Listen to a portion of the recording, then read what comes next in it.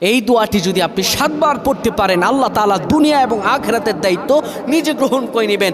আপনার সকল পেরেশানি দূর হয়ে যাবে। বুকে হাত রেখে বলি, আল্লাহর কসম এই দোয়া আমি ছেড়ে দিই না। তোমরা এই দোয়াটা শোনার পরে সাথে সাথে শেয়ার করে দিবা। আমল না করেও সওয়াব পাবা, তোমার একটি শেয়ারে আমল না করেও সওয়াব পাবা।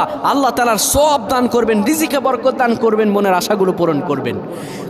ও আমার প্রাণের ভাইয়েরা, বিশ্ব নবী মুহাম্মাদুর রাসূলুল্লাহ সাল্লাল্লাহু আলাইহি সাল্লাম বলেন, কোনো ব্যক্তি যদি এই দোয়াটা 7 বার পড়তে পারে, দোয়াটা হলো হাসবি আল্লাহু লা ইলাহা ইল্লাহু আলাইহি তাওয়াক্কালতু ওয়া হুয়া রাব্বুল আরশিল আযীম।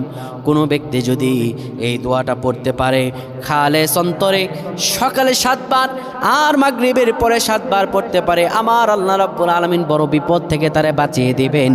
তার দুনিয়া এবং আখিরাতের দায়িত্বগুলো আমার রব্বুল আলামিন নিজে গ্রহণ করে নেবেন। আল্লাহুম্মা আমিন।